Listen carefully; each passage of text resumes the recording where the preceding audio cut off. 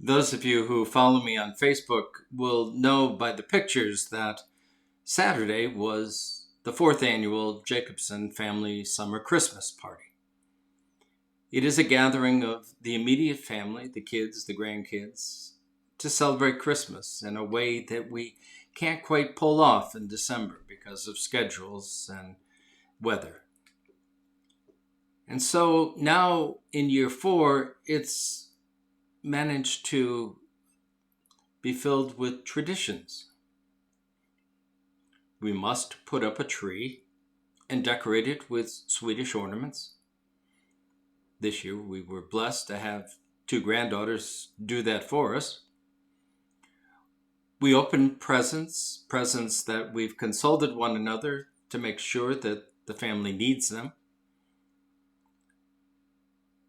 We kick back in the afternoon over drinks and tell stories and rehearse family happenings for those new members of the family.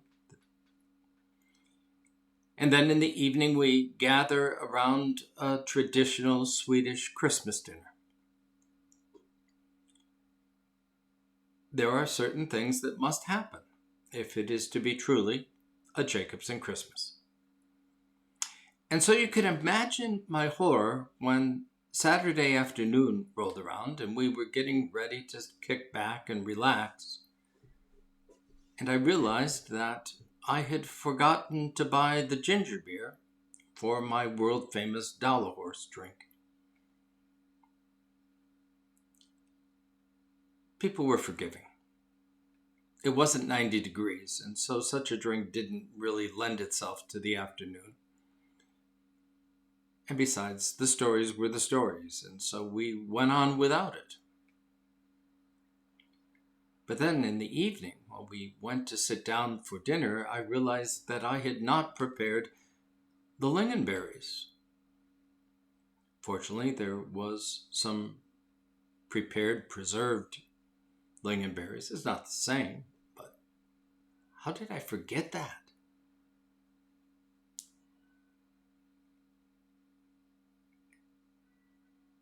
I wrote it off to having the girls there all week and added confusion. But then Sunday hit. And while I'd managed to pull my clothes out of my closet before my daughter and the twins took residence in that room, I got up Sunday morning to get dressed and realized I had no dress shoes. They were still under the bed. And my collar was in the closet behind where the girls were sleeping. I made do. Fortunately, I keep an extra pair of shoes in the office, and nobody really noticed I wasn't wearing a collar. But then,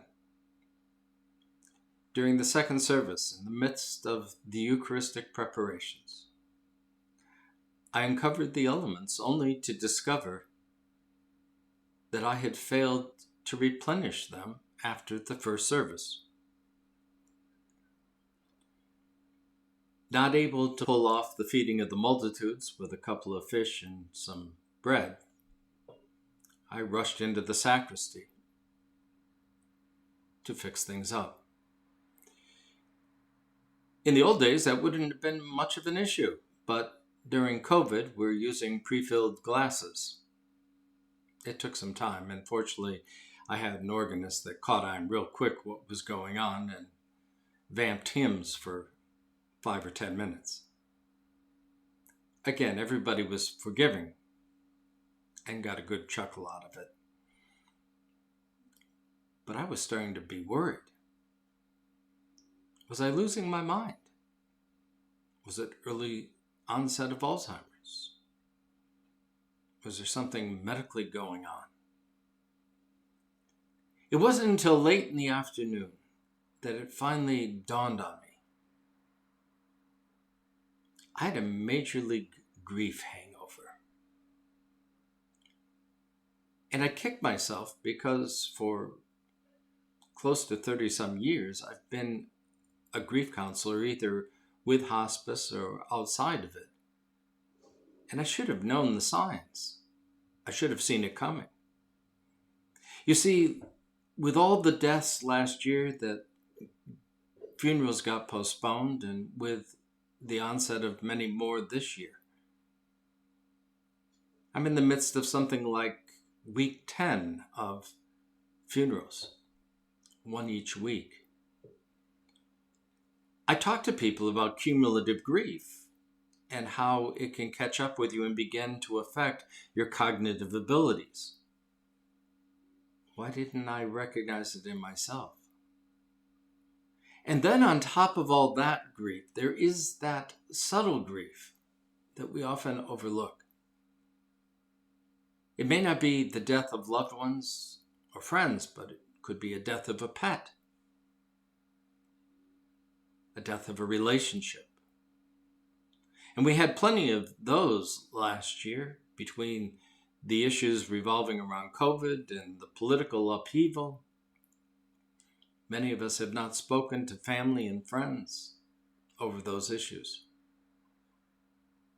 And then there is COVID itself that took a terrible toll on us, both emotionally, physically, mentally, spiritually. We are all suffering in our own way from the morning after.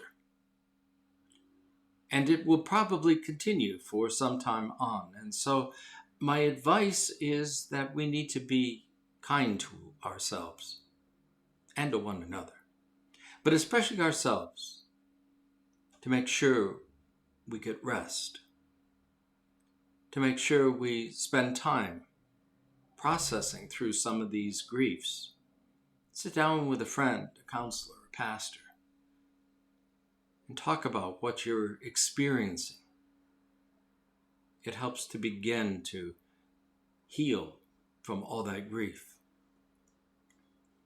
Do what you need to do to be refreshed. It may be a walk in the woods. It may be experiencing art, either viewing it, listening to it, or performing it. It may be your spiritual disciplines. It may be church. Whatever you need to do, make sure that you take time to do it. For the consequences can be somewhat embarrassing, if not debilitating.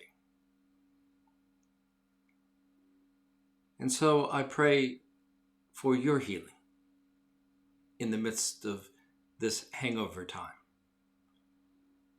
And I ask that you continue to pray for me as we all muddle through a new day in a new world.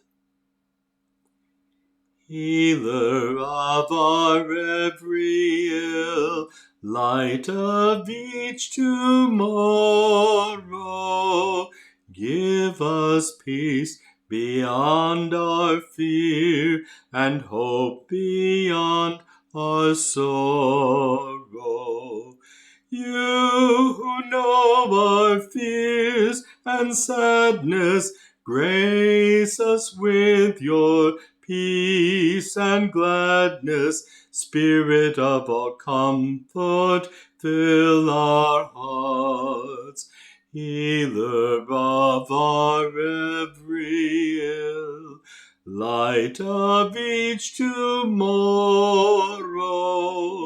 give us peace beyond our fear and hope beyond our soul.